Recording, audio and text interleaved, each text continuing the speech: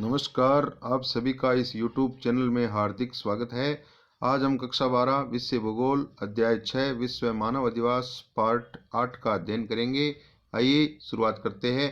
हमारा टॉपिक है नगरीय कच्ची या गंदी बस्तियों की समस्याएं। आइए देखते हैं। नगरीय कच्ची बस्तियां रेल मार्गों, सड़कों, नालों आदि के सहारे विकसित अभावग्रस्त अस्थायी या स्थायी छत से बनी झोपड़पट्टियां होती है, जिनमें सड़कों के नाम पर 2 से 4 फुट चौड़ी घुमावदार उबड़ खाबड़ गलियां होती है।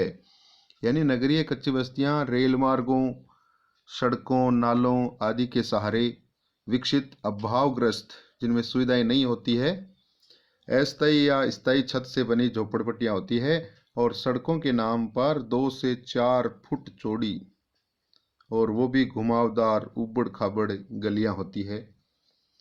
यानी कोई भी सिटी है, जैसे ये सिटी है, सघन बसी हुई है, यहाँ पर ज़मीन खरीदना हर किसी के बस की बात नहीं है। तो जो गरीब लोग विभिन्न भागों से आते हैं देश के, वो बाहरी भाग में यहाँ आकर के अपनी झोपड़पट्टियाँ बना लेते हैं या रेल मार्गों के सहारे जहाँ भी उनको जगह मिलती है, नालों के सहारे, सड़कों के सहारे, वहाँ पर ये अपनी झोपड़पट्टियाँ बना करके बस जाते हैं। आगे देखते हैं अपने। ये बस्तियाँ न्यूनतम या अवांछित आवासीय क्षेत्र होते हैं, जहाँ जीर्ण शीर्ण मकान, खुली हवा, प्रकाश, पेयजल तथा स्वास्थ्य की निम्न सुविधाओं और शौच सुविधाओं जैसी मूलभूत आवश्यकताओं का अभाव पाया जाता है। यानी ये बस्तियां न्यूनतम या अवांछनीय आवासीय क्षेत्र होते हैं, जहां पर इनको नहीं बसना चाहिए, वहां पर वो अवैध रूप से बस जाते हैं। जीर्ण शीर्ण इनके मकान होते हैं, खुली हवा, प्रकाश, पेयजल तथा स्वास्थ्य की निम्न सुविधाएं, यानी अच्छी सुविधाएं नहीं मिलती है। न इनको खुली हवा मिलती है, प्रकाश की व्यवस्था नहीं होती है, पेयजल, स्वच्छ पेयजल नहीं मिल पाता है और स्वास्थ्य की भी निम्न सुविधाएं होती है, अच्छी सुविधाएं नहीं मिल पाती है। और सोच जैसी जो मूलभूत सुविधाएं है वो भी इनकी पूरी नहीं होती है। इनको सामना करना पड़ता है विभिन्न समस्याओं का। तो नगरों, महानगरों में बसे ऐसे स्थानों को स्लम या गंदी बस्तियां कहा जाता है। कच्ची बस्तियों में वे लोग निवास करते हैं जो विवस्था में रोजगार की तलाश में नगरीय क्षेत्रों में प्रवास करते हैं। यानी कच्ची बस्तियों में वे लोग निवास करते हैं जो विवस्था में मजबूर होकर के रोजगार की तलाश में नगरीय क्षेत्रों में प्रवास करते हैं, नगरीय क्षेत्रों में आते हैं तथा इनके पास पैसे नहीं होने के कारण या काफ़ी गरीब होने के कारण ये महंगे मकान, ये शहर के अंदर मकान ले नहीं पाते हैं। जैसा कि धन अभाव में पर्यावरण की दृष्टि से अनुपयुक्त और निम्नलिखित क्षेत्रों पर कब्जा कर बस्तियां बसा लेते हैं। तो पैसे के अभाव में ये पर्यावरण की दृष्टि से जो अनुपयुक्त निम्नलिखित क्षेत्र है वहां पर अवैध रूप से कब्जा कर लेते हैं और अपनी बस्तियां बसा लेते हैं। फिर आकर के लोग और बसते जाते हैं, ऐसे ही लोग जो इनके साथी होते हैं। इनमें एक कमरे में पूरा परिवार निवास करता है, यानी एक ही कमरे में पूरे परिवार को रहना पड़ता है मजबूरी में। और गरीबी में इन्हें शराब, अपराध, पलायन, गुंडागर्दी, नशीली दवाओं के सेवन और सामाजिक बहिष्कार की तरफ गरीबी है वो इन्हें अग्रसर करती है। अब अपने आगे देखते हैं। कच्ची बस्तियों की निम्नलिखित समस्याएं उभर कर आती है, पॉइंट वाइज देखते हैं।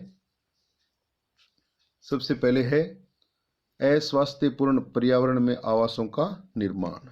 यानी ये जहाँ पर आवास बनाते हैं वहाँ का पर्यावरण अच्छा नहीं होता है, वहाँ साफ सफाई नहीं होती है। नालों के किनारे, सड़क के किनारे, रेल मार्गों के किनारे इनको बसना पड़ता है मजबूरी में। तो अस्वास्थ्यपूर्ण पर्यावरण में ये आवास बनाते हैं। 2 नंबर है सड़कों का अभाव। ये अवैध रूप से बसे हुए होते हैं तो वहाँ पर सड़कों का अभाव होता है। पतली, संकड़ी, घुमावदार गलियाँ होती है और बहुत अधिक भीड़ भाड़ होती है। पेयजल, प्रकाश व शुद्ध वायु की कमी।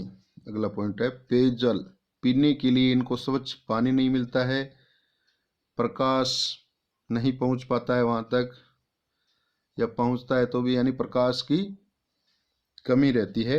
शुद्ध वायु की कमी, शुद्ध हवा सांस लेने के लिए नहीं मिल पाती है क्योंकि वहां पर गंदगी होती है, साफ सफाई की उचित व्यवस्था नहीं होती है। अगला है अत्यधिक भीड़ भाड़ से संक्रमण का खतरा, यानी ये जहां पर बसे हुए होते हैं वहां पर अत्यधिक भीड़ भाड़ होती है जिससे संक्रमण का खतरा बना रहता है, बीमारियों के फैलने का खतरा बना रहता है। आगे है कच्चे मकान होने से आग लग जाने का खतरा। ये झोपड़पट्टियों में रहते हैं, इनके ज़्यादातर मकान कच्चे होते हैं, तो कच्चे मकान होने से आग लग जाने का हर समय खतरा बना रहता है। आगे है शौचालय जैसी मूलभूत सुविधाओं का अभाव। इनके लिए शौचालय जैसी मूलभूत सुविधाओं का अभाव होता है, इनको काफ़ी समस्याओं का सामना करना पड़ता है। आगे है शिक्षा हेतु विद्यालयों का अभाव। ये अवैध रूप से बसे हुए होते हैं, वहाँ पर आसपास विद्यालय आदि भी नहीं होते हैं, कम होते हैं। शिक्षा हेतु विद्यालयों का अभाव होता है और निजी विद्यालयों में ये अपने बच्चों को धन अभाव के कारण भेज नहीं पाते हैं। आगे कम मजदूरी में जोखिमपूर्ण कार्य करने से असुरक्षित जीवन। इनको कम मजदूरी में जोखिमपूर्ण कार्य करने पड़ते हैं, विभिन्न कंपनियों आदि में अनेक प्रकार के अन्य भी जोखिमपूर्ण कार्य करने से इनका जीवन है वो हमेशा असुरक्षित रहता है। आगे है अल्प पोषण से विभिन्न रोगों का खतरा। इनको पोषण नहीं मिल पाता है, पौष्टिक भोजन नहीं मिल पाता है, जिससे ये विभिन्न रोगों से ग्रसित होते रहते हैं, इनको विभिन्न रोगों का खतरा रहता है। आगे छोटे कम ऊंचे एवं असुरक्षित आवास। इनके छोटे छोटे आवास बने होते हैं, कम ऊंचे और असुरक्षित आवास होते हैं, जीर्ण शीर्ण होते हैं। फिर है समाज द्वारा हे दृष्टि से देखना। इनको समाज द्वारा, विभिन्न समाजों द्वारा हे दृष्टि से देखा जाता है।